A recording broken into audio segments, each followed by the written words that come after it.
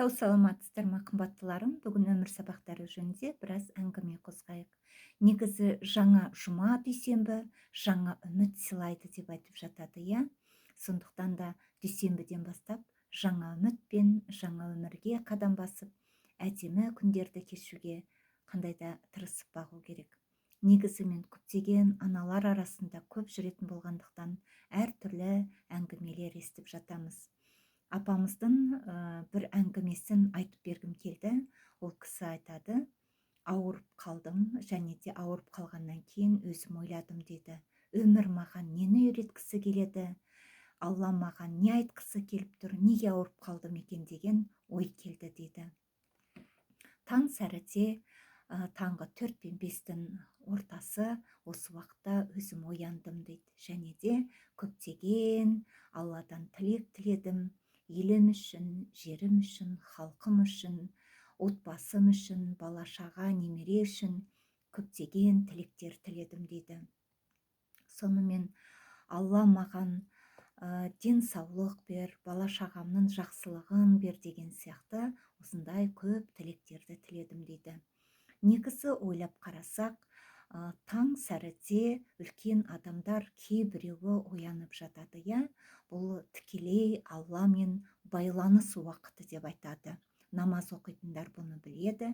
Сондықтан да таң намаздың алдында тұрып нәпіл намазын оқиды.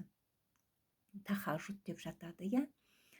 Сол негізі, сол намазды алып қарайтын болсақ, негізі Алламен тікелей байланыста деп мұсылмандар тілек тілеп осы нәпіл намазын оқып жатады. Егер де сіз намаз оқымайтын болсаңыз, таң сәріде 4 пен 5 уақыты болсын, оянған болсаңыз, Алла тағала маған қандай да бір істі жасау керек пе, жоқ әлде үйрету керек пе екен, және де тілек тілесін деген оймен өзіңіз жақсы бір тілектерді тілеп сұрауыңызға болады деп мен өз басым ойлаймын. Әр күні болсын, әр уақытта болып жататын қандай да бір іс-әрекеттер, ол өзінен өзі жай ғана болмайды, иә.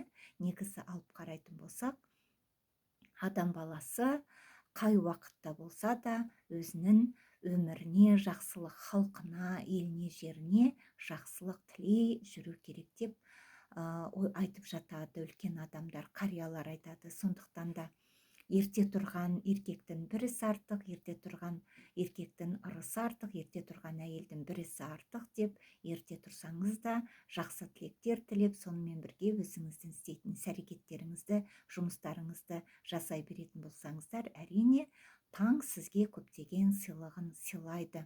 Сондықтан да таң сәріде ерте оянған кезде қайттан ұйықтап қалмай, тұрып, өзіңізге деген, бала-шағаңызға деген көптеген тілек тілеп, негізі психолог жолдастар айтады, иә.